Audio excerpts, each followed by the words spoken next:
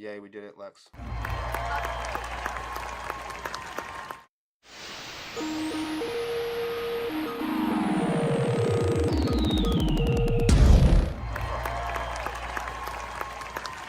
Man, I've been fucking this up a lot.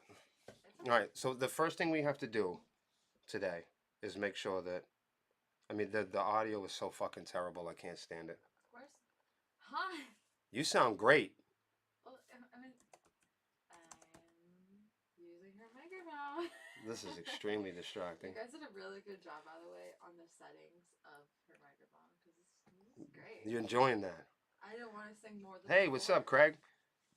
Welcome to Lexi Sounds Better Than Me show. Oh my god. All right. Oh my gosh.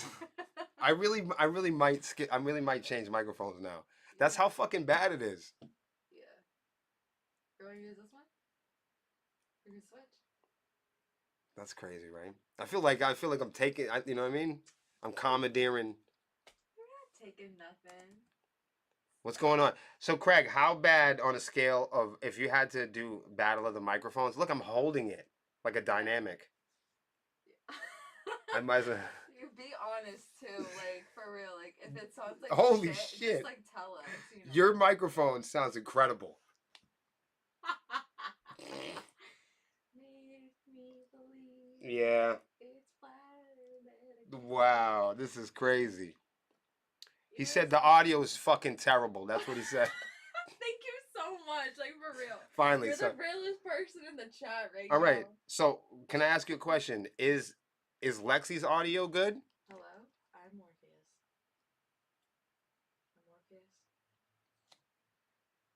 I'm Morpheus. Is Morpheus's audio any good? This doesn't even look right. The only thing I can offer is the truth. Oh, he's saying, well, Lexi's microphone is an 8. Wow, thanks. Did you hear that, Melissa? Your microphone is an 8. How about now? Has it changed any? Sometimes Hello? when we move through the screens, it changes. November. This is fucking crazy. November. Oh, Melissa says it sounds fine to her. Sounds fine. Wait, who? Me or William? Craig said Lexi sounds perfect. Did you hear that, Melissa? Your microphone sounds perfect. It's perfect. It's perfect. Not when you talk on the side of it like that. Oh, you can't. Oh, No. you can only talk to it like It's a vocal micro. this. Yes. Oh, that's interesting. Mm-hmm. Cardioid. Well, I just learned something new today. That's where the cardioid is. So hers is in the front. Correct. Okay. So this is okay. Listen, you sound better than me, and Should that's I fine. sing more than one? At this rate, I'm kidding. I'm kidding. oh my God, I'm kidding. That's like the song right now too. I feel very walkie-talkie-ish, Yeah. which is great. Like when we're on stage, if for those that don't know, I do vocals through this microphone. I know it's hard to believe. That's why they sound so strange on stage, probably. Because sometimes you can hear them and sometimes you can't. You poor thing, you have to like push out. We need more stuff. Well, we don't have a lot of money. Like the reason why I'm talking on this now is because the audio has been so bad. Do you want this microphone? Let's just try it to see what it would be like. Okay.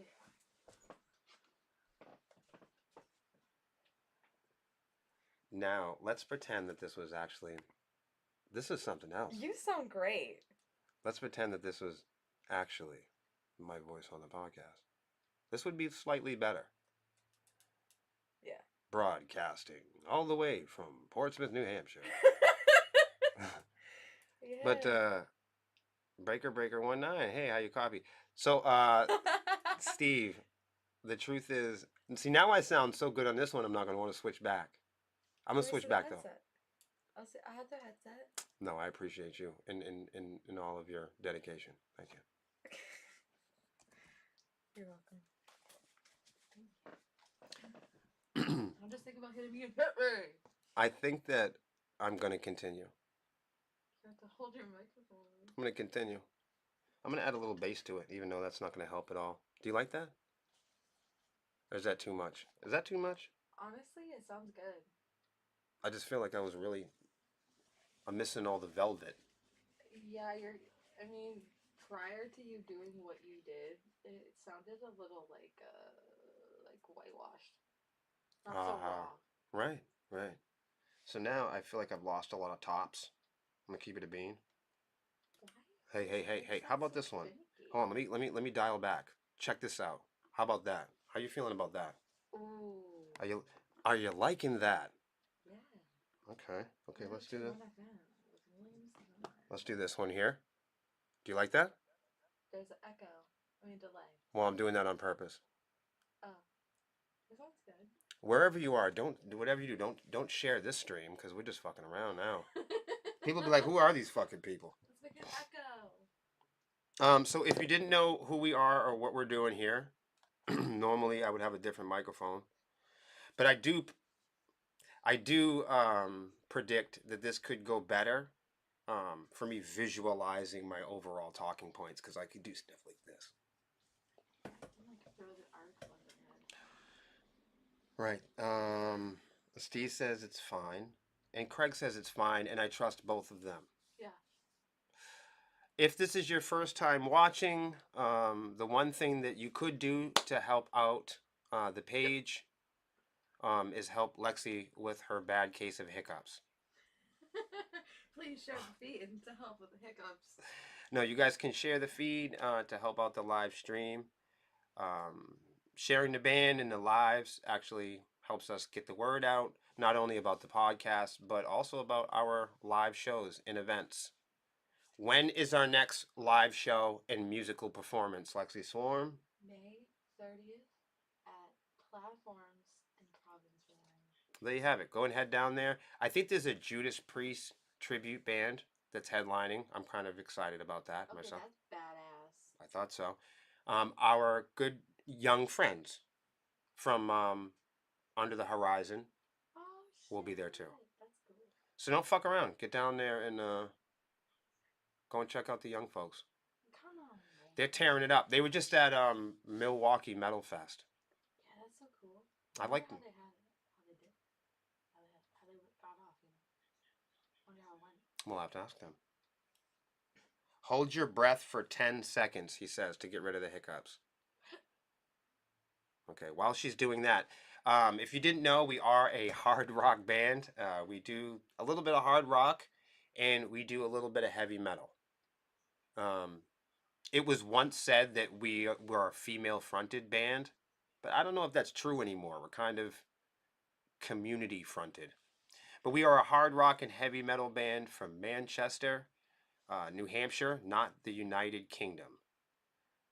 Music is not a hobby for us. It's not a dream or anything for our band. Our band is, of course, Sepsis. And for Sepsis, this is our real life. We're not chasing our dreams. And this isn't really a hobby for us. This is something we do every day in real life. And we're actually living our current and long-term commitments and not just simply chasing our dreams. So sharing out the podcast helps us get the word out about who we are. Each Wednesday, if you've never seen this program before, each Wednesday we're learning and examining industry stories, music industry news. We cover a little bit of technology, social media. We do some marketing tips, independent music tips, tools, predictions, statistics, strategies, digital marketing. We talk a little bit about advertising, and we talk a lot about technology lately because we are an independent DIY band. And the independent music industry, if you didn't know, is a $17 billion industry. I don't know what the fuck that sound was. You hear that? We are not journalists. We're in a band. Lexi is a screamer, and she's also the merch girl in the band. Hi. She's been podcasting with me for years and years. Oh, yeah. But we're not journalists. We're not news reporters. We're not here to make friends, really, or be accepted by groups or industries or genres or special people. We're not here to satisfy brands or try to achieve superiority or dominance over other bands. We're not here to impress celebrities, legacy companies, or corporations. We're not hoping to open up for people. We realize that is a part of the live entertainment world, but it's not necessarily a goal for us to open up for celebrities or, make $1 million necessarily with music. We don't play sides, and we don't make music for the masses. Our music isn't really for everybody. If you like our music, great. If you don't like our music, then listen to something else. There's already a lot of bands out there that you could choose from that are making the kind of music and putting out the kind of content that you can support. So if you don't like what we do here, no one's holding you hostage. We have no interest in being the best. I don't have any interest in being the first. I don't care about being a perfect band or playing perfect notes or writing perfect music or being the best or having the best recordings. That's for other bands to worry about. Being perfect is not part of our menu, category, or repertoire. Why do we cover marketing and advertising?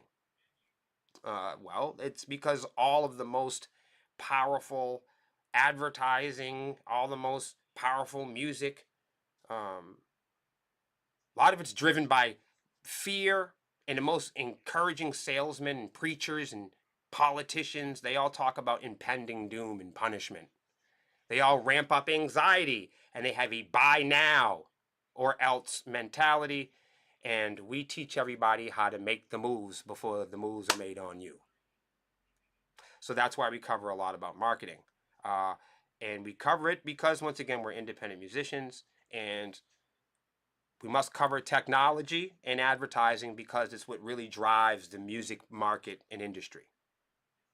Okay? So that's why we cover technology also, because, for instance, modern day tech, charts, algorithms, codes, storage, bits, bytes, batteries, it's all based on technology, apps. So the current independent and music industries are driven by the tech industry. So that's why we cover a lot of technology here. As much as we rely and depend increasingly, some would say maybe even obsessed with big tech, some people in the future, they might truly imagine that our weather, for instance, and the patterns in our weather, people in the future might imagine that those patterns in weather systems come from the internet or websites. People in the future may believe that clouds and storms come from mobile apps, for instance. Some people might think that romance and relationships are simply only products that originate online, and even their marriages might even be sponsored by Tinder or Match someday. Imagine that. This marriage is sponsored by Match.com. Oh my gosh.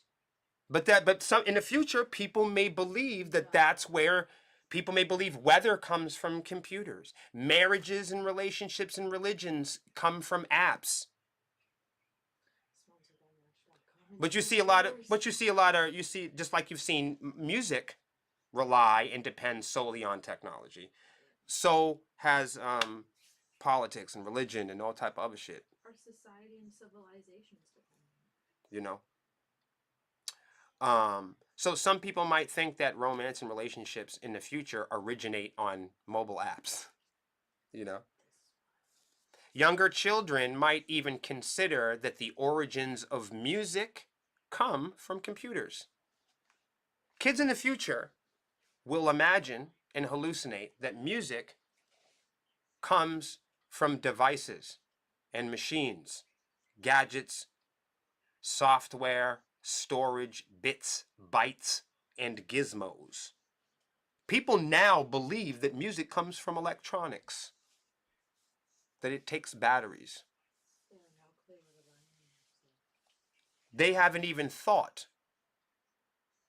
or considered the idea that animals also make music.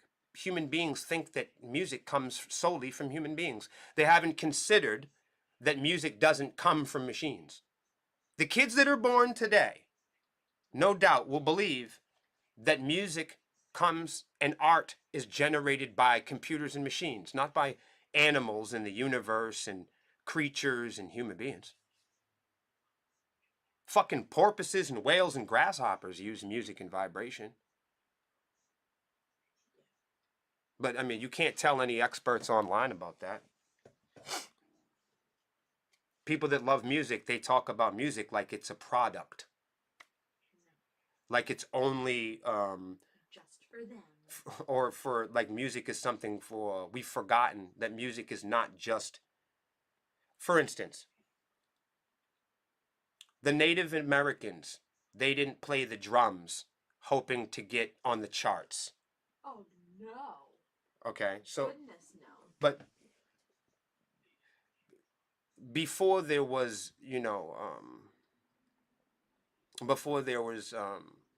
like advertising and marketing and chart systems and followers, and musicians didn't make music for followers. We used to play music for human beings. Entertainment purposes. No, I mean in reality we used to Just play music. that's what I'm saying. Yeah, you just played music. Now so people play music now for money, for followers, for attention, for whatever, Something. for something. And if you can get people to do that, then you can. All you have to do at that point is get people to agree how to store the music, and if you can store it and lock it up in something, then You are responsible. right, like the Native Americans weren't beating on drums hoping to satisfy Spotify. No. So the point is music is I don't want to satisfy Spotify. music is not just an ecosystem for fat cats and Wall Street gizmos and gadgets and all that other shit. And let's all remember that inventors walk a very fine line, daring the majority, Lexi, taking the risk of being labeled outsiders, criminals, and activists. Remember, inventors are always walking the fine line of being criminals themselves. We don't porn to none of you motherfuckers. I know the rumors out there. We don't porn to none of y'all. And we don't band at you either.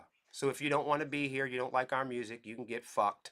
We're not the average band that's just hoping that people like us. So if you like us, you really do. And we'll probably really like you back as a result. No one is begging anybody to be here. We're not one of those bands that are going to pinky and pretty promise and beg you to listen to our music. We'll ask you, and we hope that you like it.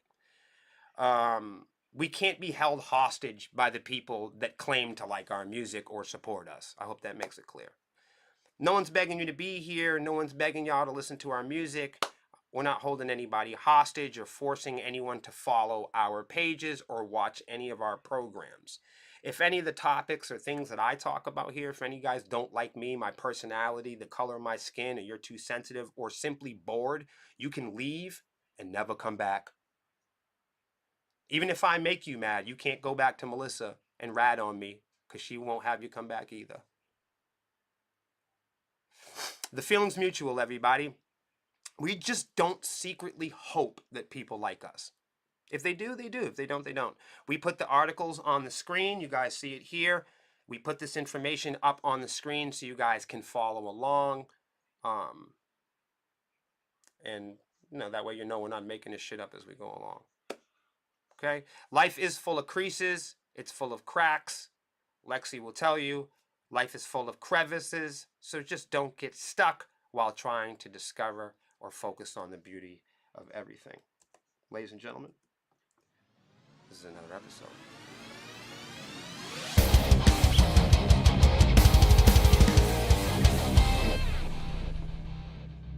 All right. Hey, what's up, Rich? How's it going? Steve, how's it going? What's going on, brothers? Brother Kevin in the house. Swarm Army in the building.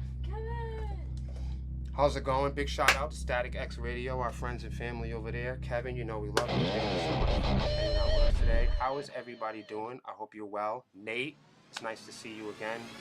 Miss you, of course, my brother. Steve. appreciate you. Yes, there's two Steves. There's not. We got a lot of Steves.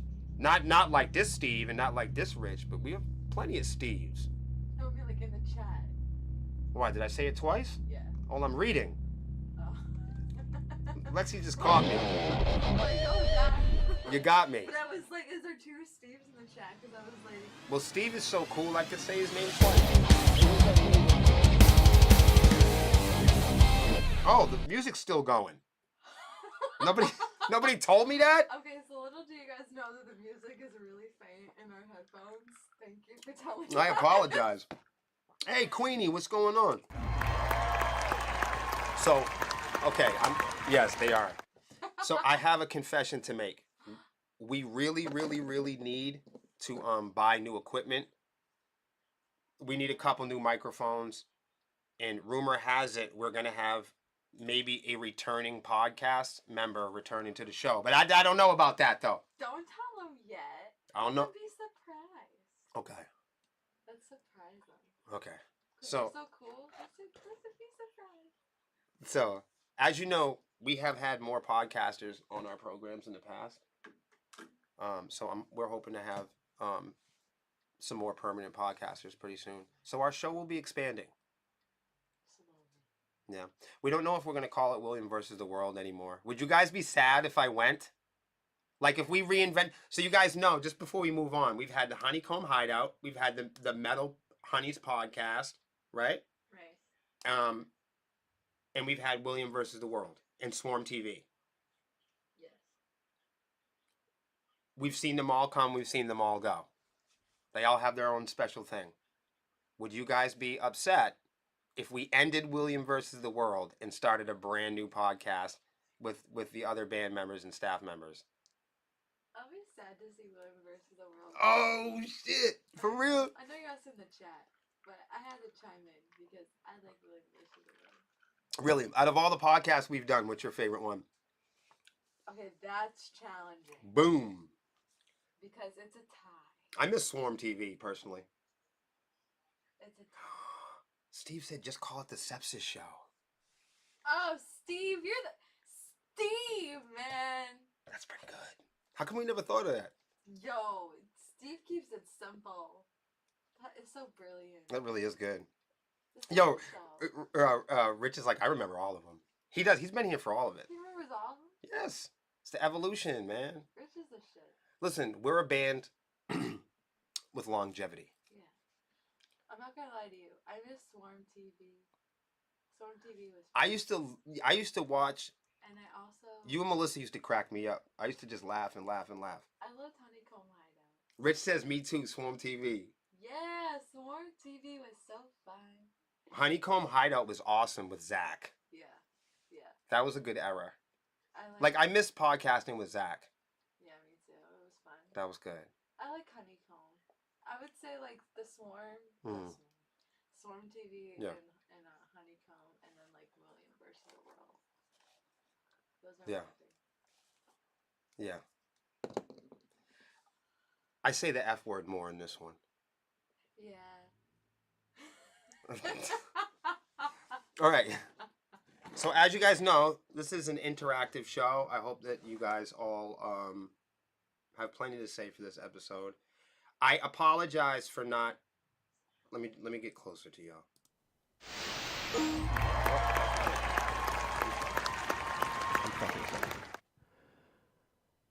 I apologize for not coming and podcasting last week because I'm going to be for real. So many people have complained about my bad microphone. I threw it away. Yeah, it was time. People kept saying to me that the microphone is so bad they just don't want to deal with it anymore. And I said, you know what? I'm not going to podcast anymore until I can afford getting a couple new microphones for me and Lexi. But then a week went by, and I realized we haven't done a podcast, and people started sending me messages going, who cares if the microphone's fucked up? Just do the podcast. So what do? Yeah, that really puts you what in do I like do? a position because like you have the people that are like, it sounds terrible. I'd listen to it if it sounded better or Right, something. right, And the then you have the people that are like, who gives a shit? Fuck you and fuck off. Do the fucking podcast. Right. Right. It's such a difficult position to Right. be I'm trying to in. be loyal. The fuck? Well, sorry Sorry about that. I'm trying to be loyal. I'm hitting all the wrong buttons today. But I'm trying to be loyal. Yeah. I'm trying to keep it real. You're trying to accept the feedback and make the adjustments, but you got one side being like, fuck you and fuck off, just do it. And then you got people being like, honey, you need better microphones. And like, I'm familiar with the people that really root us on versus the people that follow us and they're not rooting us on. Like, let's face it, some of our biggest unfollowers are our truly hardest working followers. Yeah. Some of the people that unfollow us follow us more than the people that actually follow us. They work so hard. All right. Those are swarmies. It's true. Those are the real swarmies. Everyone else is yellow jackets. That's true. That's true. So, Steve says if they didn't pay for your equipment, then they can go fuck off. Woo! Fuck you and fuck off. Hell yeah, Steve. I tend to agree with Steve a lot. Hell yeah. Steve knows what's up. All right, let's get to some stories. Courtney LaPlante. Before we get into Courtney, I will buy new microphones. I'm not going to stay with this. So if anybody complains, someone's going to complain. This is what... Steve complains. He's no longer my favorite. No, Steve ain't going to... He's not complaining. I'm just saying. Melissa suggested that maybe we should add podcast mics to our wish list. Yes, from Michael Popak, the Sure ones. Well, Adam, we'll have that, the Bad Dragons, the Pack of Condoms, the, All that stuff. where should we put that on our wish list? Next to the giant tub of lube? Yeah. She said you never know. All right, do you guys know who, you guys know the band Spirit Box? I ask you guys this all the time. Do you guys know who the band Spirit Box is? You're killing me. I know, I said lube. Do you know the band, the band Spirit Box? Put one in the chat if you know the band Spirit Box. Okay.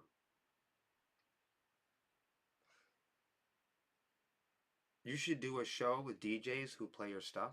I would do a show. Fuck yeah. Let's do a show.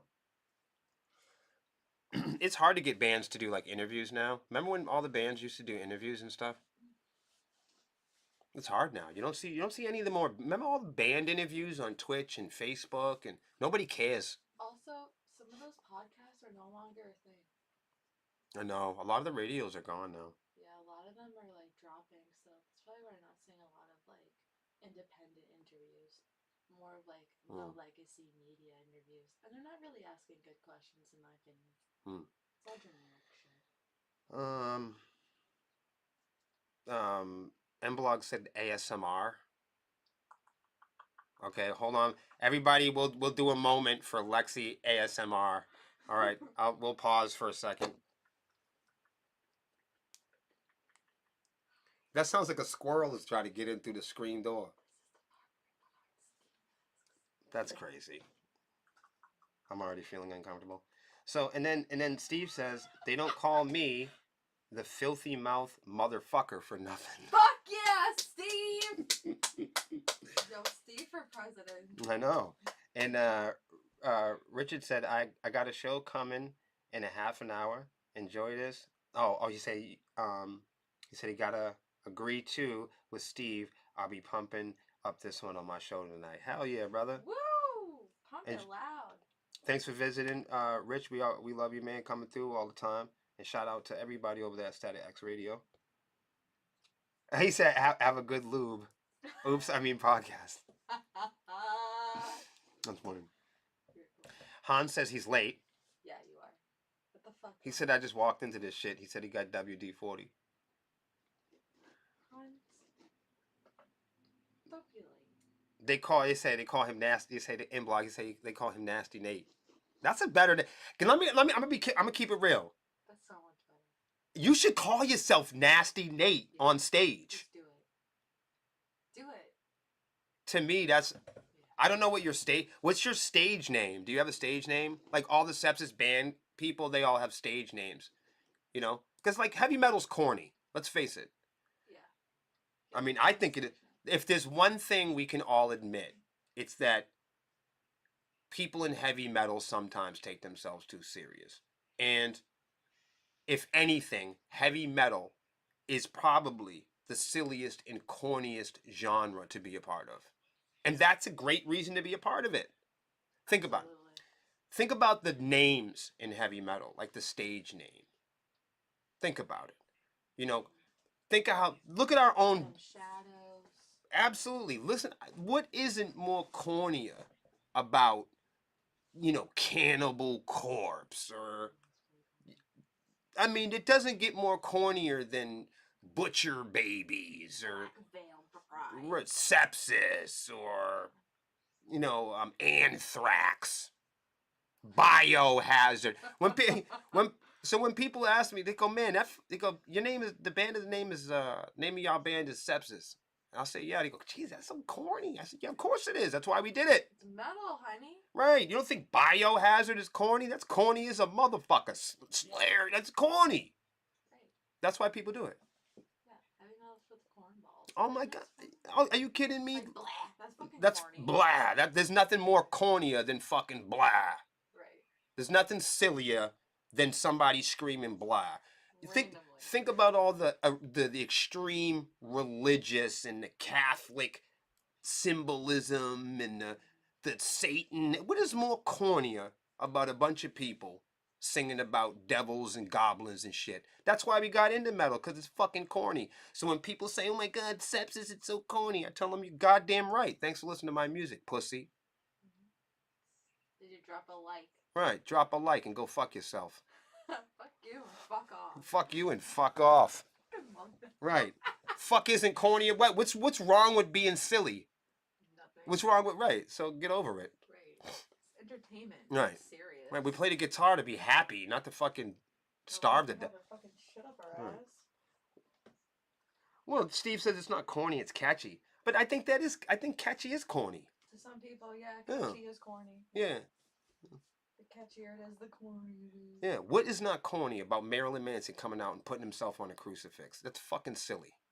Yeah, that's pretty corny. A I didn't bunch know of- you did that. Bunch of grown men spitting fake blood on each other is corny. Corny. Still arguing about skin color and religion. Corny. Yeah. Dungeons and Dragons and butchered babies and Fucking heavy- ghosts and shit. heavy metal is fucking corny. And there's nothing wrong with that. The uncorny part is everybody learning their instruments and treating each other with respect. That's the part that's cool as fuck. That is the part that gets it. The part- Respect. The part where we all have enough intellectual maturity to laugh at ourselves a little bit. To not be so serious where if somebody goes, your name is Sepsis or Butcher Babies, that we don't lose our cool. Yeah. That's what's cool. That's what's cool. The cool thing is we can sing about goblins or broken relationships, or we could talk about something serious in our childhood and we can manage it and we can survive it and we can make it through the song in one piece. All right. Courtney LaPlante takes action against Spirit Box fans for disturbing disabled fans. I just fall in love with her right there. Please continue. Dude, I don't know if you guys like Spirit Box or if you're a fan of their music, but guess what I'm a fan of? I'm a fan of Courtney and her activism. Yeah. I never would have ever cared about this band. Yes, they're talented, 100%. It's just, it doesn't happen to necessarily be my cup of tea. But dude, the way that she speaks out and the way that she protects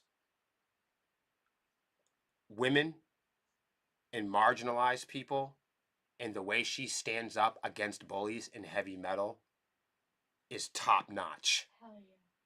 Courtney, you have yourself a serious fan. I am now a huge Courtney fan because the way that she handles powerful men, bullies, and misogynists in heavy metal. Nobody is handling and managing male psychopathic misogyny in metal more than Courtney is. She's the worst. Cooler heads prevail, dude. She's intellectual, she's honest, she tells it like it is, and she stands up for people, and uses her platform and she uses her voice for something other than just feeding herself. And I respect that. Let's get into it. Spirit Box vocalist Courtney LaPlante took immediate action against a disruptive fan at a recent show. The incident was detailed in a statement on Twitter. A concert attendee allegedly attempted to forcefully remove disabled fans from the front barrier of the venue. Yikes. Come on, man. So, quoted here, some guy attempted to push two of my friends with mobility aids off the rail for a photo and tried moving towards another friend. After they didn't move, a fan reported in the post. Trying to push anybody off a barricade is crazy, but physically and aggressively trying to move visibly disabled folks is insane. Guys, You've got to do better than this. this is one of those moments when people are like, heavy metal is so inclusive. Guys, if heavy metal is so inclusive, like, are we not, like, I know, like, people that love moshing. We love people that mosh. What we don't love is when people use mosh pits to assault a middle-aged woman having a drink. Like, there's dancing and being hardcore and being in your 20s or your 30s and banging around with men or women that want to do that. But being physical, or walking up on somebody sleeping, or sucker punching people, or putting your hands on disabled people, we got to ask ourselves, is this the best that we could do? You know, are we that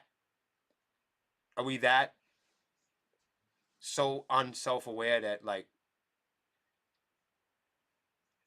that we can't acknowledge? I understand you're having fun, the night's crazy, you had a couple of drinks, but, like, are we so unaware that we don't notice, you know, an older person watching a show or somebody in a wheelchair? Are we so heavy metal? You know what I mean?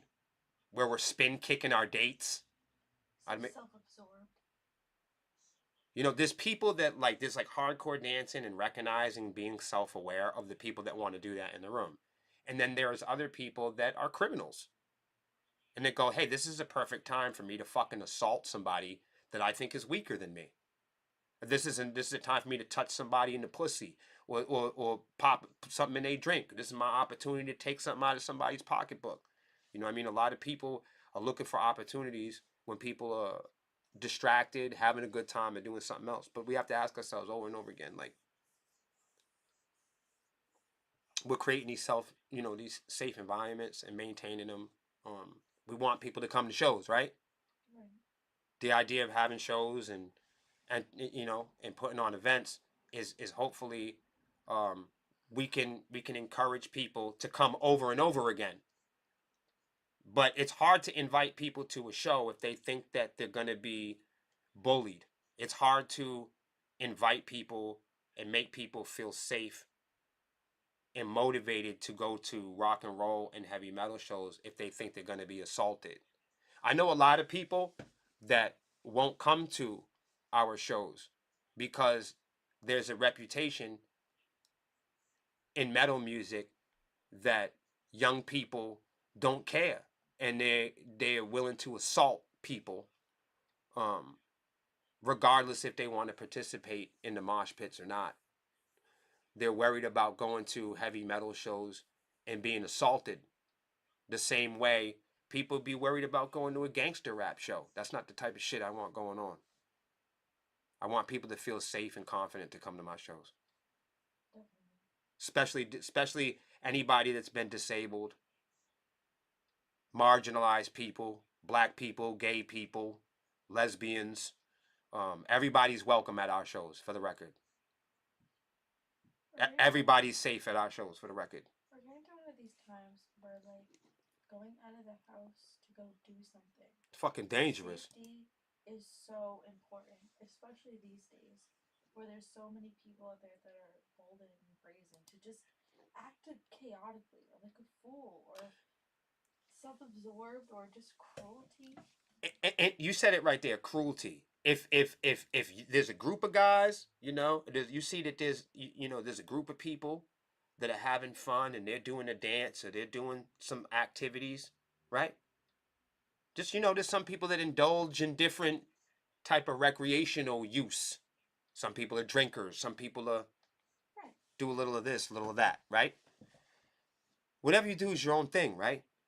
But it's like, even just like your beliefs. You don't force your beliefs on other people, right? You don't forcefully put your hands on people.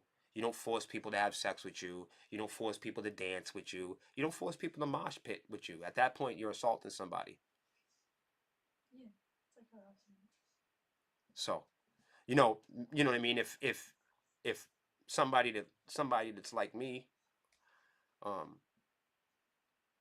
in many situations, I refuse to engage in that type of behavior because those type of behaviors for me are criminal behaviors. If I was to hit somebody, even in the day, if I was to hit somebody, if I was to do it, I would describe that. If I was to hit somebody, I would describe it as a crime. So if somebody were to hit me, it would be the same way for me. If somebody were to hit me, I would view that as they were trying to commit a crime on me. So that's why I don't hit people at shows. I don't even play that shit. That's just my choice.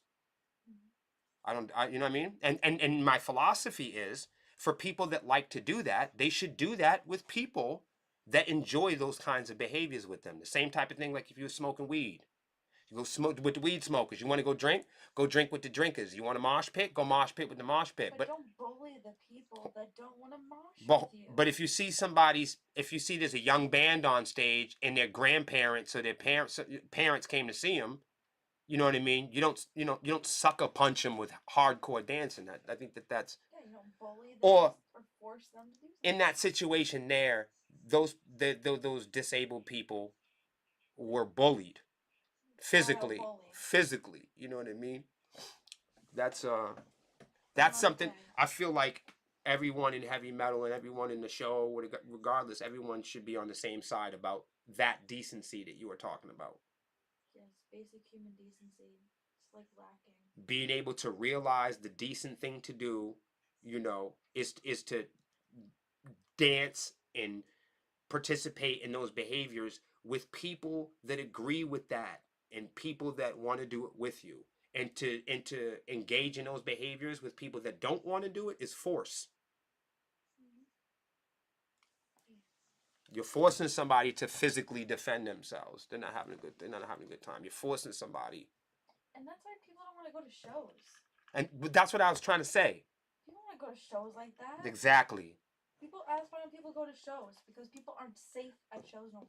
A lot of people ask me throughout the years, what's it like at a show? I would really like to see a show sometime. And they tell me all the time, the reason why I don't go to the heavy metal shows is because I know the young boys like to beat on fucking people that don't want to engage. They headhunt, they locate and find the people that are enjoying the show, the people that don't want to be doing it. They locate who they feel is the weakest links in the crowd. They search and seek people out. And they physically attack them. No one's gonna go to shows like that no more. and the metal scene is so spineless, nobody speaks up about it. Just I think we're the only right. I think we're the only people who've ever spoke up about it. You know, if you say to otherwise seemingly responsible people to get up to work every day to go, and you say, "Hey, man, these people don't want to be assaulted at shows," you know, you'd be like, the young people believe you're weak, or to me, what I'm trying to explain is, I wish more people would come out to heavy metal shows. But I know when I talk to people about coming out to heavy metal shows, a lot of people can't justify. It's expensive going out now. A lot of people can't justify $150 parking, hotel. They're not trying to spend the rest of the night in the ER. They're not trying to spend the rest. People don't want to come out to a metal show. I can't encourage people to come out to a metal show if they believe that the destination is jail, bail, hospital, the dentist. People that don't want to come out and have a good time and be able to go to work on Monday morning. So a lot of people I know throughout the years that have shown a lot of curiosity and might want to come to a sepsis show, I've had to assure them, that they're not going to be assaulted or sexually assaulted because of the shit that they read and the stuff that they see on the internet with heavy metal. Yeah, it's crazy these days. That's why sepsis has safe shows. Yeah, so everybody's welcome at our shows, and we all protect each other, and the people dance and they mosh and they do the hardcore stuff, but at our shows they do it with the people that want to do it. Yeah, there's genuine human decency. People don't claim that they're not self-aware at our shows. They're very self-aware. People that come to our shows are intellectual people. They're self-aware. They dress up for the night. They take care of each other. They help with equipment. I mean, I don't know. Very humanly decent people.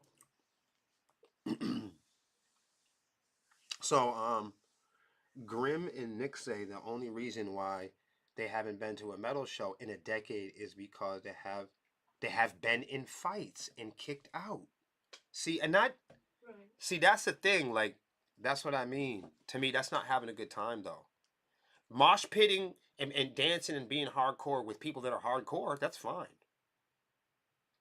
The most hardcore motherfuckers should be with the most hardcore motherfuckers. Make no mistake. If you want to be hardcore, just go be hardcore with the hardcore dudes. Don't push down somebody's grandmother. Hey, birds of a feather flock together, and don't go chasing waterfalls. Perfect. Have you heard this Trivium and Bullet for My Valentine thing going on? People like talking about it, but I don't know what it's in regards to. So it just sounds like a bunch of people just like talking a bunch of shit, and like I don't understand the concept. So- Context. You know how it is in heavy metal. They just put up stories where people pick sides. Oh, It's always like that. don't tell me they're doing that. So everybody loves Trivium. Everybody loves Bullet for My Valentine. Everybody does. Like, who doesn't? So before we even get into this, the very nature of these fucking feuds is for everybody to pick a side. Okay. It's so stupid. Heavy metal is so not inclusive. This is so inclusive. We're so united. This is the United States. But here This is we the- are with articles where one has to pick a fucking side. And if you don't pick the right one, You're not. fucking exiled. But you're not Hate really. this place. No, you're exiled, but not really, because nobody has the power or authority to exile from something that they don't have. Right, they're just mad that you're not on their side. Right. They're just mad that they can't convert you into thinking and believing the way that you do. Why does every article these days have to be like cold civil war? Like, Because that's what everybody's interested in. this is sick, but what's this about? All right, once billed as a massive world tour celebrating the 20th anniversary of some pretty influential albums, has now gotten the axe over apparent behind-the-scenes issues as Bullet for My Valentine and Trivium are cutting their The Poison Ascendancy tour way short. Aww. So I'm just gonna clear everything up, because I do that. Guys, this is a classic case of two headlining bands that are co-headlining a show. 2 headlining bands co-headlining a show. You know that's hard to do. And I'm not talking about the bands. I'm talking about the staff members, the crews. If you're working for Sepsis, you already believe that Sepsis is the best band on the fucking planet. Right? Oh yeah. So, but if you're in another band, their crew and their fucking stage people are going to think that their cables and their boxes and everything is their priority. And they're number one. We teach our staff members to be, you know, there. We teach them to be there for the other bands too. But we naturally train the people that we work with to prioritize Sepsis, as they should. So like when you're co-headlining tours, your staff doesn't know. They don't share that co-headlining mentality. Not all the time. And here's the other thing. Who ends the night? Who no. And here's something that happens a lot of times that you might not be aware of. But even in national bands, the same thing that happens to local bands happens to national bands. So if one night Trivium goes first and Bullet for My Valentine is the technical headliner, shit, they're co-headlining, but they both can't play music at the same time. That would sound weird. But hear me out. If Trivium is going before Bullet for My Valentine and Trivium gets off stage first, Trivium fans can leave if they don't like Bullet for My Valentine music. And they usually do. So, you know what I mean? Co-headlining is hard unless the fans want to see both the bands. That's the only way to in my opinion, that's the only way to properly do a co-headlining act is for both the fans of both sides to want to see each other together play. Think of all the times we've co-headlined shows. We've co-headlined with bands that people have wanted to see us with. Every time. Every time that we've done a co-headliner, especially like female fronted stuff, like Mantra of Morta, for instance. Oh yeah, that's a co-headline. example. That's a great co-headline because. And it was a great show too. And yeah. See what happens when you have 2 headlining bands of fans want to both see them both? Boom! You can have a successful show. I loved that show, by the way. It's a great show. That's a great example. That's a great example. Nobody's stepping on anybody's toes. Everybody sounds a little bit different. Yeah, but you know what I mean? It's a good gig. And the fans are there for both the bands and know it's going to be butthurt at the end of the night. Exactly. To me, it just sounds like booking agents doing their research. Right. I remember watching some of those bands, like when we was doing all them tours and different stuff, when we was watching those bands, even like when some of those bands would go on before us all them years, I'd be like, damn, I hope that audience is going to stay for us. You're always thinking that. You're always hoping that, right?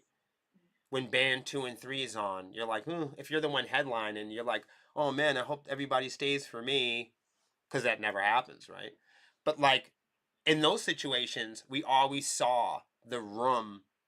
That's why I always say, you know, nothing against my locals and regionals, but I love playing out, because when we play out, a lot of times we're playing in front of people that have wanted to see us play for 5 years, for 6 years, for 10 years. They're seeing us for the first time. That's why I love going out to the Midwest with you guys. Mhm. Those people have been dying. And there's tons more people that are dying to see you guys play. So that's it. So they had to call it quits. The news of the cancellations and the apparent reasoning behind came about when Trivium bassist had called Paolo Greletto and told his fans live stream that the blame landed solely on Bullet for My Valentine guitarist Matt. He say, she say, Hearsay. whatever. Case dismissed. And really, I don't think it's important. No. Not at all. I mean, I'm sorry to hear about the tour and all that. I'm saying I don't think it's important whose fault it is. I think that's semantics. Yeah, it's for people to choose a side. Yeah. What? Oh, what? what is in the neon green thing that I'm drinking? Oh, this is vodka and no, I'm just kidding. I was about to say, No, this is I think it's mango tango. Yeah.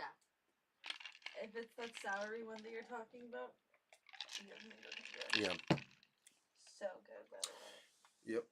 This is pretty good. Drink it. You guys still with us? Hans says, if I see anybody acting strangely at a show, they can get out. I agree. Fuck yeah, Hans. Well, it's like, it's that age-old thing. Like, everybody that we invite, we're hoping that ultimately, we're hoping everybody in the room is going to get along with each other, no matter what you're there for. If you're there to mosh pit, cool. Then link up and hook up with the other people to do that. If you're there to burn some trees, hook up with the people and make friends with them. Don't knock over somebody's fucking grandmother. That's why I think booking agents or whoever puts the shows together. Yeah. There's more than just the booking agents, but it just seems like a bunch of people need to do more research in putting shows together instead of being so eager. Instead of doing this like mass hysteria, like, oh, the venues are closing and all the venues are going to Live Nation. Nah. No, you just need to do more research. It just sounds like a bunch of laziness. You're saying quality over quantity. Yes. Don't rush the show. Stop rushing putting shows together. If it takes a year and a half to put together a quality show for one time during that 1 year, fucking take the time. You have a better turnout. You want these crybabies on the internet. You want have people, killing each other noses and shit like that. If people just did more fucking research. Like, I don't want to prevent people from playing their music. I don't want to prevent people from congregating and doing whatever they do at their show. Right. It goes down to more research. If there's people that love heavy music and moshing, we put them in a room with a bunch of people and bands that have the music that promote those types of things. You don't mix them up with a bunch of different, you don't put jazz people with Right. death metal bands. Right. That's a message for disaster. And I think we really just get into trouble when we all think that what we're doing is what everyone else should be doing. When that's not. No. We all should be doing different stuff and having a variety of different bands and understanding that nobody has the power, nobody has the superiority, nobody has the heavy metal privilege to tell anybody else how to run their fucking business. No. Just do more research. That's all. Yeah, no, That's I all you understand. got to do is just take more time. Sure, we get it. You want to play. We want you to play. But if you're going to play, do a quality show and take your time. People the are venue is not going to close tomorrow. people are agreeing with you. Honestly. Google search, Facebook, and the iPhone may not last forever, and Silicon Valley is finally fucking admitting it. I love the way you said that. For the very first time. All right, so people aren't friending each other as much as they once were on Facebook. Oh my gosh. The iPhone may not feel necessary in another decade, and Google searches on one of the world's most powerful smartphones are declining. Those were some of the unusually frank admissions from the two separate antitrust trials against Meta and Google. It was a rare acknowledgement from the tech leaders that once cutting-edge products their companies were founded on could someday lose relevance. Holy shit. They just now discovered. Right, Atari isn't forever. Beepers aren't forever. Payphones aren't forever. We've said this way before this study has come. Cassettes aren't forever. Nothing is forever. And everything that once was could be, but like vinyl's still there. It's just not what it was. So on one hand, You don't have to cry because there's still cassettes. Like, I love when people say to me, oh man, I have to stream music now. I'm so pissed off because I can't listen to the CDs anymore. Of course you can. Or people say, oh man, remember when you listened to the radio? Buy a radio. They still exist. There they are. Mini discs, Blu-ray, it's all up for the taking. People say this to me about like old video games. I'll be playing a modern video game with people, and I'll be sitting in a lobby online, and somebody will say, hey man, you remember when we used to play Pac-Man? And I'll say, yeah, you still can. Stop saying that. Remember bands like Slayer? Yes! They haven't gone anywhere. Stop saying that. Stop saying, do I remember shit that isn't gone? They have not died yet. Go listen to it. People go, man, this is bullshit. I don't like any new bands. There's no bands. I used to like bands like this one and that one. Well, go fucking listen to them then. They're still alive. Right? Go call them on the phone. Now, like with social media, you can send your favorite band a fucking message. Go ask them to put out some new material. Encourage them. Say I love you, Judas Priest. Yes. I love you back. Right. They're still around. But stop saying, remember the days when there were Mario Brothers. They're still here. And there's a movie. Go watch it. Right. Stop saying that it's not here. Stop acting like things are dead when they're not dead. Like, stop, like, I hate when people are, like, like they wanted to die already. But it's not dead. It's They like do that to the elderly people, too. they go, oh, woe's me. Right. They act like fuel vehicles are gone. Like they do this with gas guzzlers. You know? And they go, oh man, remember the days of muscle cars, remember the days of fuel, and remember the days. You act like they, what are you talking about? They're still here. Don't cancel them out. when Right, they're right. still Stop here. doing that. Stop rushing to their death. I Right, hate that shit. They do it to elderly people too. I Holy hate that shit. Grim says it right here. Retro's on the rise. Relax. Seriously.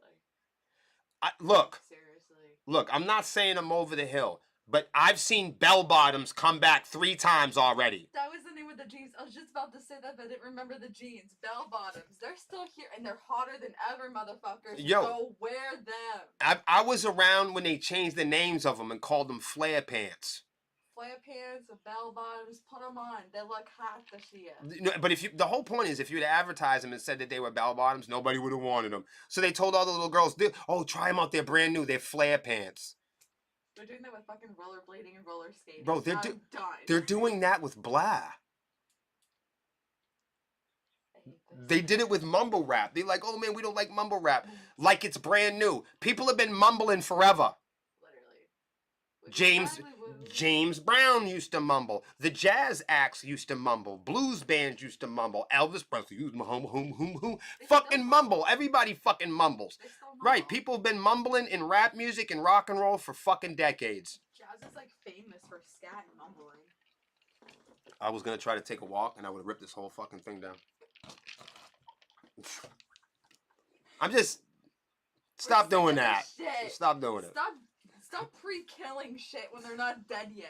No, but it's not up for conversation. That's the point. Like when people do like, Right. remember the days of vinyl? Yes, they're still here. Go buy one. Stop saying, do I remember the day? Now, when people start saying things like, do you remember the telegraph? No, I don't. We weren't alive then. But you can still use the shit. Even on Amazon, people are like, I remember the day. Man, it was so much fun, you know, having stationary phones and walking all around your house, fucking strangling old people with the fucking phone cord. No, it wasn't. It sucked. But people think and they're convinced that there was a fucking time in their lives when beepers and shit like that was good. So they're like, oh man, it was fucking awesome, dude, when we had beepers. And remember when people used to just beep you? Bro, it's just a text message. People can send you a text message. It's the same thing. It hasn't gone anywhere. Beep. Everything still beeps. Just change the ringtone. Beep, beep, beep. Now there you go. What the fuck is going on? You go, I want a time like 25, 30 years ago. 25, 30 years ago, it's still here. We have not transcended to the heavens. Yeah, nothing's changed. Right. Robots are not doing your fucking laundry yet. It's still the same place it was 30 years ago. Right. We're still mad at brown people. Racism is still Right. We haven't moved the fucking needle. We're still talking about the same shit. on anything. We haven't done a goddamn thing. This place still looks the same. If you were to Google Earth, what this place looked like 30 years ago, you would realize it looks exactly The same. So relax. Still, the admissions and underscore mounting pressure with tech giants face it amid new threats from artificial intelligence and new social media apps and how quickly any product can get left behind. Oh, well, whose fault is that, you fucking whiny bastards? Isn't that the point for large legacy media and social media companies to gobble up anybody that invents anything new? I'm done with this. Right. I'm not even listening to this. I hope it fucking burns. Right. So we can say, I wish I was here 30 years ago. There are people that will say, I don't care if social media explodes, and they don't really mean it. They'll be up checking their Facebook in the morning. I'm a person. Look me in the eyeballs. I can't wait till everybody wakes up one day and the internet is off for like 3 weeks. Hallelujah. I don't give a fuck how chaotic it is. I'm just gonna watch. I'm gonna people watch. I'm gonna be so happy. Come on. We can breathe. That the stress would be lifted. Can we please have? You want to know why? Because people will be so occupied trying to turn that fucking thing back on.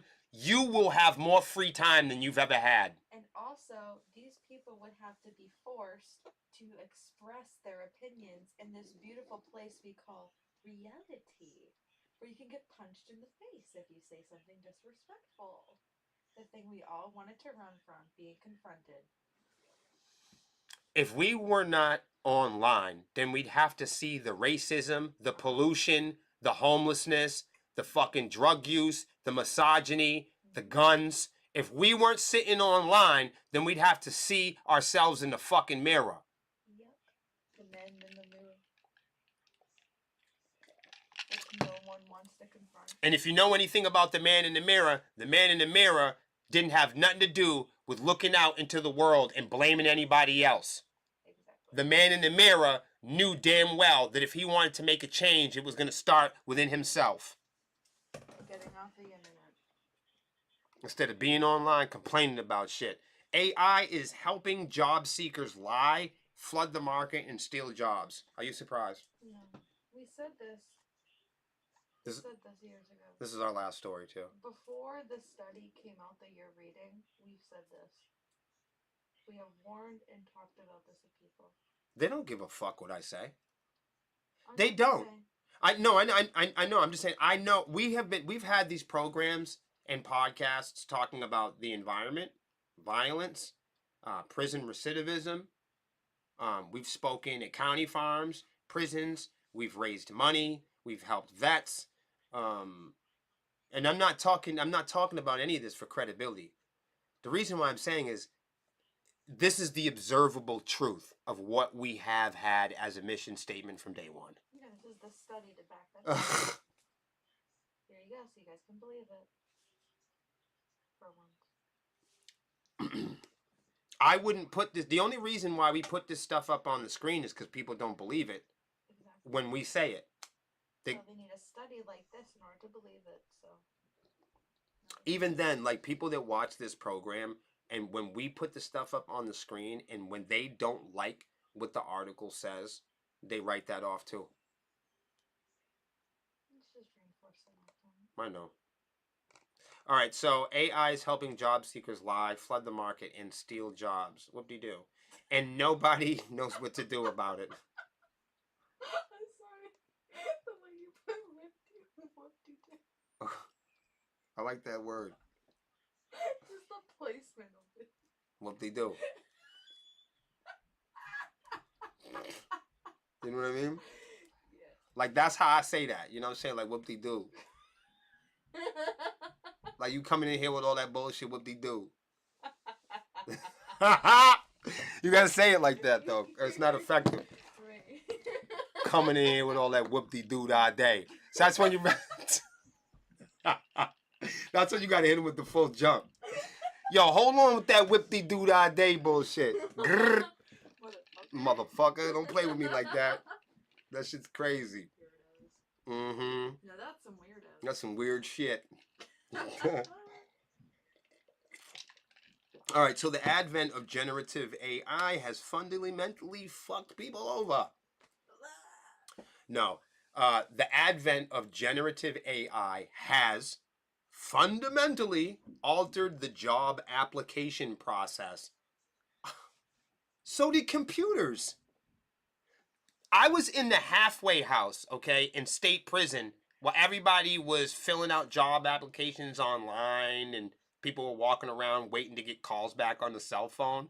Yeah, the state prison had us walking around, knocking and soliciting on fucking people's doors and job sites, begging people for fucking work to fill out paper applications. Yeah. Do you think that we would have gotten out of prison that way? No. Right. Absolutely. It's just if you're going to spend all that money locking people up for 5 or 10 fucking years or whatever the fuck it is, right? Me personally, I got 12 years in state prison. I did 9 of them. Nobody taught me about the DVD. I was like, what the fuck's a DVD, motherfucker? I didn't know what that was. They had, I remember VHS was the last thing that I knew. And they came out and they were freezing frames. I said, we're all going to die.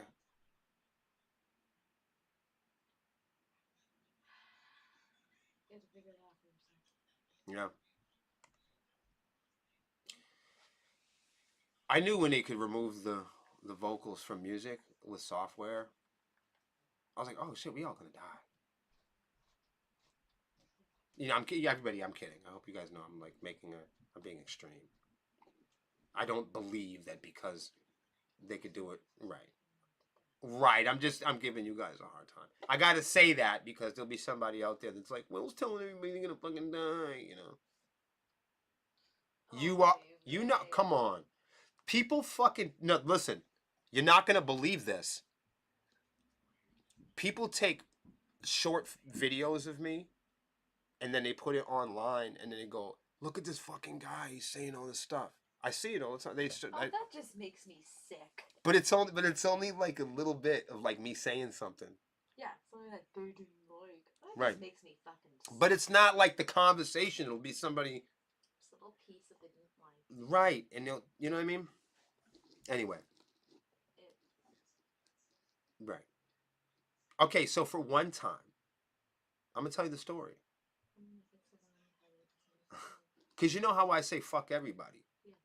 Fuck the police, fuck the vets, fuck your mom. Really? It's just a figure of speech, sometimes in a talking point. I'm not saying literally go fuck them. Please don't. Right. I'm not saying forget them or not include. You know what I mean? I'm not saying that. But sometimes there's a way, you know, there's a way that we talk in the street that is slang, right? Yeah. And everybody knows that. But if somebody's trying to make you look uglier, they'll completely disregard the fact yes. that you're fucking street. Yes. That's the part that makes me sick. It's snitch behavior. Yeah. Fucking weird. Right. Disgusting shit.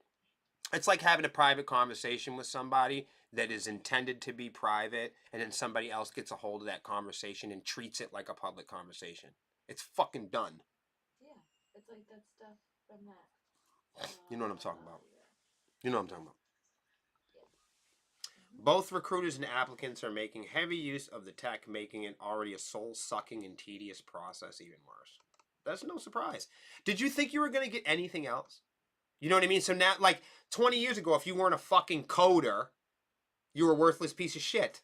If you didn't know HTML and JavaScript, if you weren't running around, if you weren't a Silicon Valley fucking expert, then you were a loser.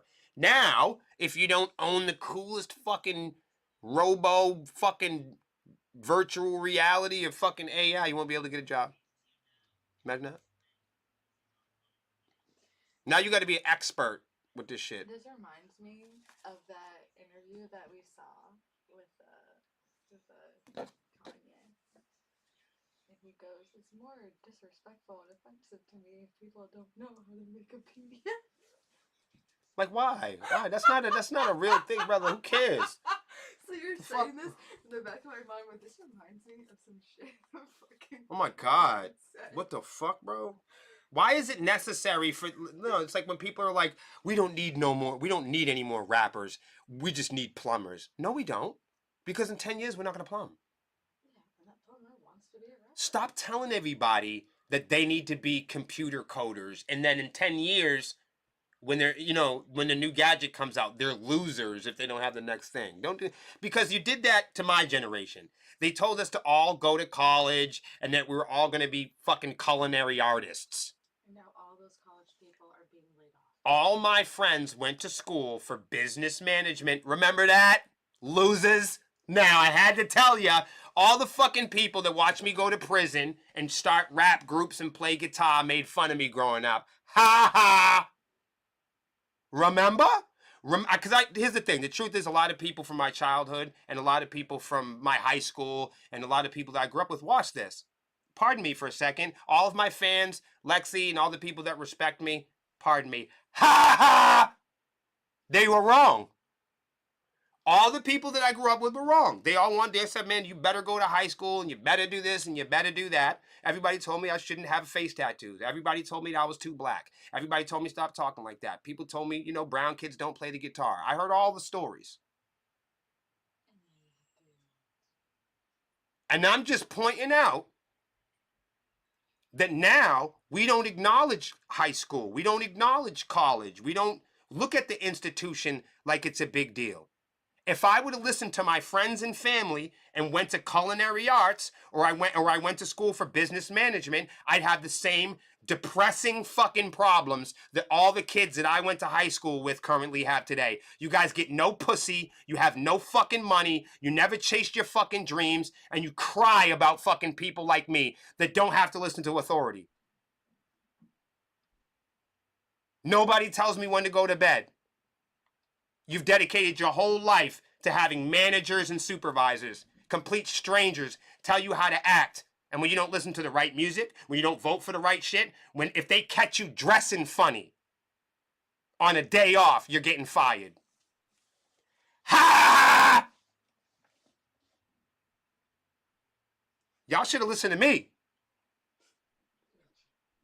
And here we are again. I remember everybody telling me, man, you better get ready. Everybody better learn how to be computer coders. I'm not spending my life doing that. And I'm not spending my life building roofs on houses for other people to live in.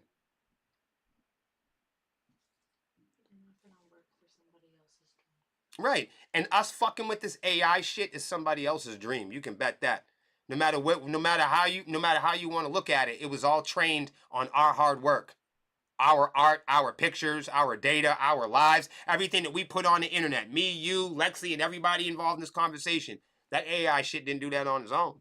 All them billionaires and goofballs took all the information and artwork, all of our baby pictures and photo albums, all of our PDF files and blueprints and shit and ideas and poetry throughout the years of us putting up on the internet, all of our searches, everything that we care about, our fears, our loves, everything that makes us horny and cringe, everything that makes us our skin crawls, how we taught that shit. Yeah, they used us and exploited us, just like they always do. A whopping 30% admitted that they didn't bother correcting establishments the AI chatbot made, like exaggerated experience and fabricated interests. 38% admitted to outright lying on their CVs. So basically what they're saying is they were building spreadsheets and resumes using AI, and then when AI hallucinated and lied about them, they went along with it. That just sounds like a Facebook page. People wake up and they're fucking combat warriors, musicians, therapists. You wake up tomorrow morning, you start an Instagram page and say that you're an interior decorator. There's nobody to fucking argue with. No checking. No checks, no balances. What do you think about this, Lex?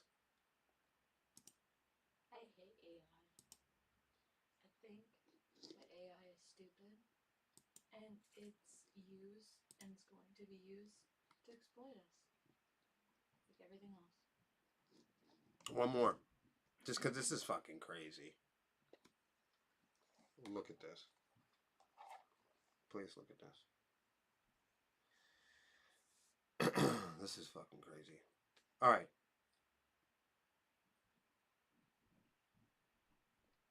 I can't believe I'm saying this.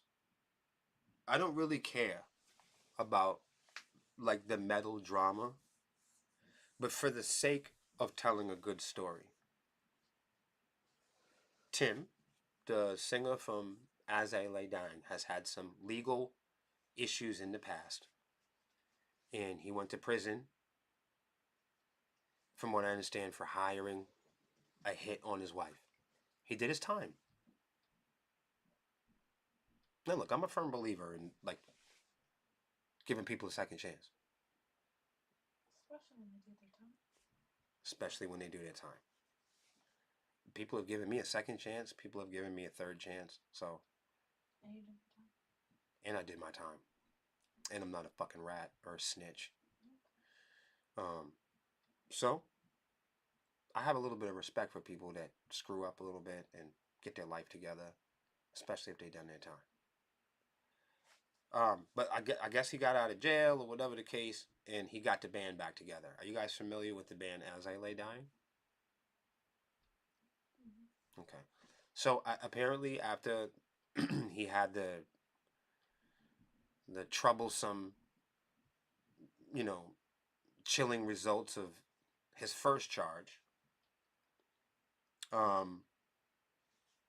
apparently he started the band back up and everything was going smoothly, and then online rumor mills started to flare up, and he was in yet another domestic, violent, turbulent story on the internet.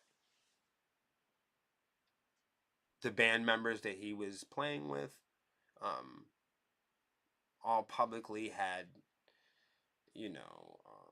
made their announcements, leaving the band and why they were.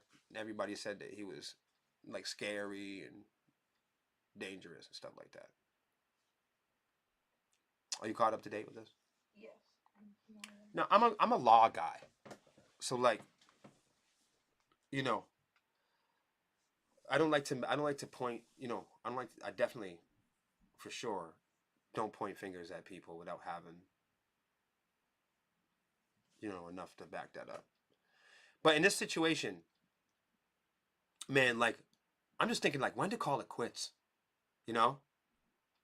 Like for me personally, I'm like, damn, you know what I mean? Like the whole like trying to kill your wife thing, regardless of how deep or the details of that, like just the going through that, having a second chance, getting your life back, putting the band back together, and then having a whole bunch of other stuff resurface. Everybody quit on the band, and I'm not saying for them to quit or him to quit. What do you think? I'd like to ask everybody, what the fuck should he like? They just announced another tour. Like as an opinion, is there a point where a band should call it to quits? Is there can it get so toxic? Can it be so? You look at controversial bands, like Trapped, for instance, or As I Lay Dying, or any of these other types, right? The bands that go through the really tough turmoil and all of the really difficult rumors and charges, and is it what is it, when is it time to pull the plug, in your opinion? If I was in a band and I went through something similar like this. Well, nobody goes through anything similar as this. Nobody. I'm just saying, like, this is unique. This is tricky. You know what's not unique? Bands getting called out for being pedophiles. Bands getting called out for fucking being violent. Bands getting called out for groping chicks. This is unique. He got caught. So he did his time. He got his second chance. You know what I mean? but then you have like the footage and everything. You guys can go look for yourself. I'm not the judge. I'm not the jury. I'm not. This is kind of. He's not under arrest.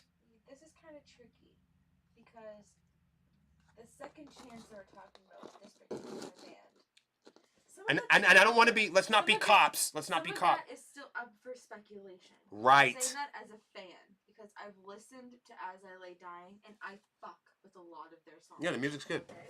Right. Really great. Right. I'm as a fan of them, I would love to see him play live. Now I know he did his time and whatever have you. To me, he did his time, and that's in the past. Okay, he did his time. That's in the past. Right. There's no and wrong he hasn't answers. done something like that again. What? Fast forward. Okay. These band members now, they left. Hold on, but right, but there was a lot of extra. There's a lot of extra things, and nothing was really. Right, nobody was arrested. It just seemed like allegations to me.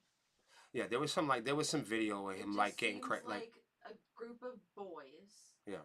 Couldn't really get along and couldn't get it together, and they wanted to leave, along with all these allegations. Right. So in terms of them doing another tour, that's why it's so tricky for me, because the first time I would understand, because he did that.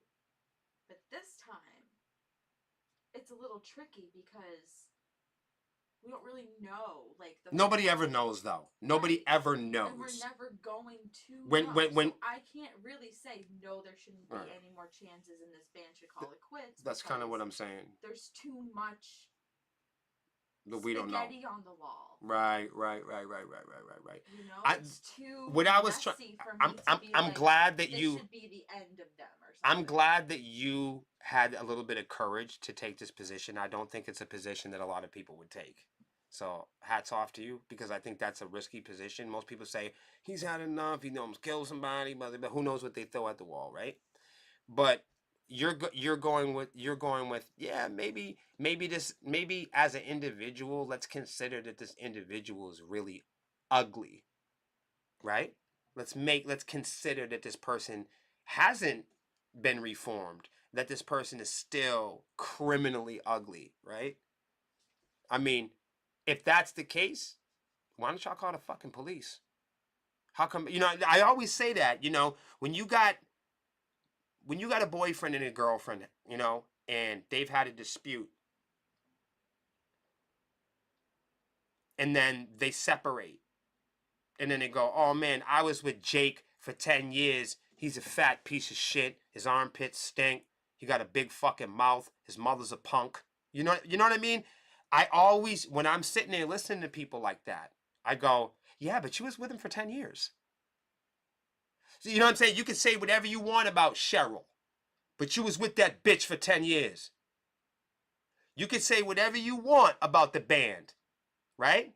But if you were in Sepsis and you left Sepsis and you had a bunch of wild shit to say, if I was somebody sitting next to you, I would say, well, how long were you in the band for? I was in the band for 5 years. I was in the band for 10 years. So if you're talking all that shit and you're saying this guy's a terrible guy and he's a criminal and he's abusive, then me sitting next to you, I go, well, you were in the band with him for all those years. So you must have been watching him, documenting.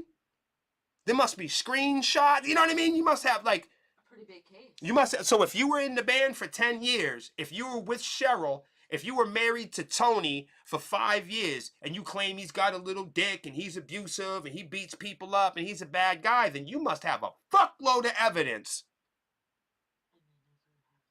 And they never do. So that's why I say I can't say with this time and having this tour, no, he shouldn't do it because I'm with you on it. the first time he did all of this, there was evidence. And he did his time. hey, and maybe he's not likable. Maybe we're never gonna know that. Right. And but hold on, I'll give you another one. Who gives a fuck? Right. You don't gotta like him. Like we don't know what Jack Nicholson is like in person. No clue. Who gives a fuck? Right. Did you like him to be hired as an actor. Did you like him in Joker? Right. So people make that argument. You know what I mean? So really. I mean, I'm not gonna watch a pedophile on the silver screen. No. But you know, you never like. I'm not saying it's great to be a murderer either. No. I'm not. Definitely not We're saying not that. saying that. I'm not saying that. No. But I am saying the facts are the facts. Right. And if you're gonna claim that somebody's so terrible, the next question for the person that's claiming that is, then why did you sit around so long while all this shit was going down and you wasn't collecting evidence or sticking up for people? It's hard to say that, you know. And You, why are you telling me this? Why aren't you telling the police if you're that concerned? don't tell the internet. If you're gonna make it, I've always said, if you're gonna talk and make a criminal accusation, don't tell the internet. Tell the police. Right. If you really feel like that's a criminal offense, go talk to the police. Right. Don't air it out on social media. Right. For everything to be up to speculation and Mhm. everyone to have their own opinions, and then you get lost and sidetracked on what the real issue is. Yeah, no, I'm with that.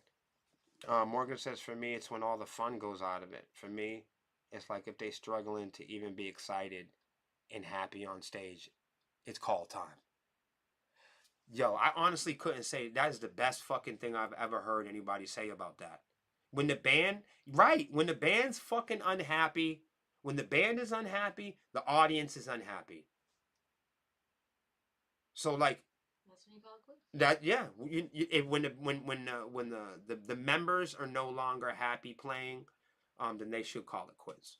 And not just the members, the people that founded the band. If they're not happy with being the leaders of the band or composing music for the band, then that's when the band should call it It quits. seems to me that the lead singer for As I Lay Dying is most happy making music, and otherwise he would kill somebody.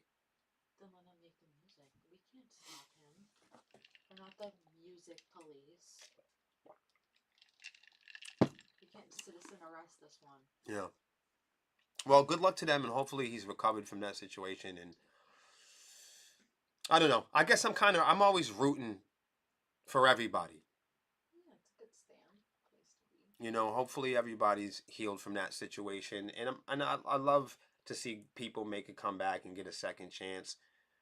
We don't give people enough chances in metal. I'm not relating this situation. I'm not saying for you to do that. I don't know what's going on. I don't know this person. I'm just saying, in this situation, hopefully everybody can finally move forward and not kill each other. All right, that's the show for today. The only thing I had left was pretty boring, so I'm glad we made it. You guys didn't want to hear about POD. Thank you guys for watching. We'll see you next week for another episode.